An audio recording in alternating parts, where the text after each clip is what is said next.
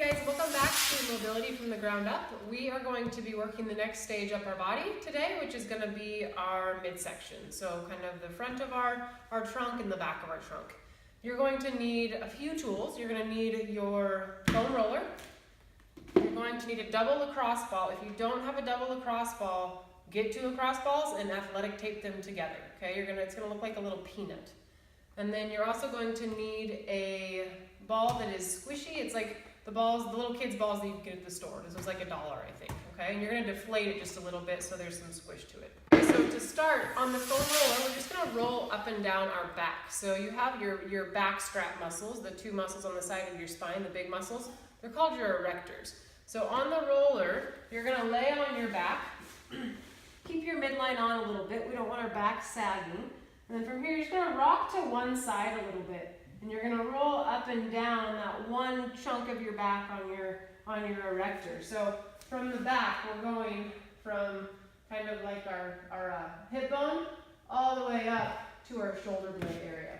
So again, on one side, you rock to the side, just going up and down your back. You're gonna go from one side, and then you'll go to the other side as well.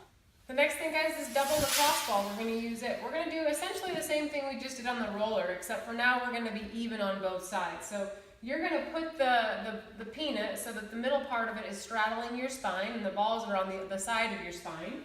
So from here, you're going to start kind of right again in that SI joint-ish area, maybe a little bit higher from that. You're going to put the ball right there, and I want you to just lay with your elbows can be on the floor for support. And you're going to kind of tuck your pelvis up, so you're going to feel your low back press into that ball. And you're just going to gently roll up and down that.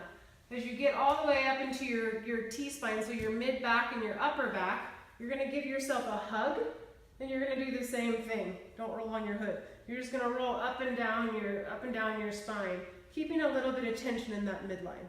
All right, the next one is going to be in our low back. You're going to again use this double lacrosse ball, and you get to play around within reason on the part of your back that you're doing this. I'm going to suggest that we start kind of right above that SI joint again. You're going to use a couch or a bench or a chair or an ottoman, something to put your calves on top of. And then you're going to lay flat, and from here you're going to put that ball right where I said, right, kind of on that low back.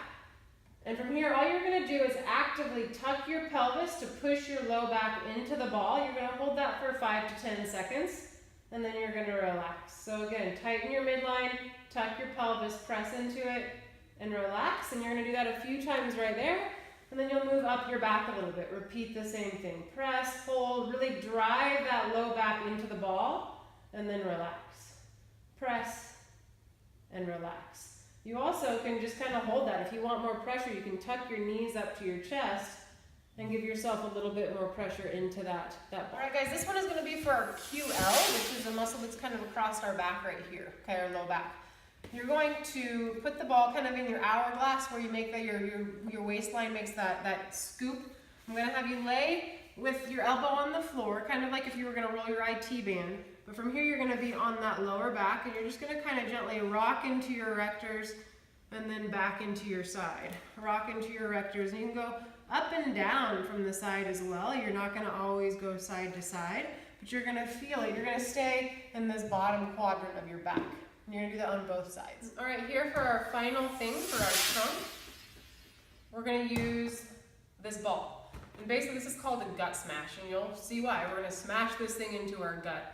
This one, guys, I want you to be very gentle with. If it doesn't feel right, get off of it. Don't do something silly. You have a lot of organs in here that need to be protected. If something hurts, don't do it, okay? So from here, you have your rib cage that makes kind of this V. We're going to start up there. Our diaphragm is underneath there. So I'm going to have you kind of put the ball right between your rib cage. So laying flat out, I'm going to put the ball right there. I'm going to put my arms out, and I should be able to just lay here and breathe normally. When you exhale, you want to think about just relaxing your gut into the ball, okay? In your nose, out your mouth, and just lay here and breathe normally. You may feel some pressure into your back. That's totally normal, okay? You're then going to roll down, and you're going to get a little bit farther into your gut. Same thing, you're going to breathe in and breathe out. Sometimes this makes people nauseous, so feel free to come off when you need to. You also can access it from the side. So you're gonna kind of come from, if this is my midline, here's my belly button, I'm gonna come at it kind of from the side and roll into my gut.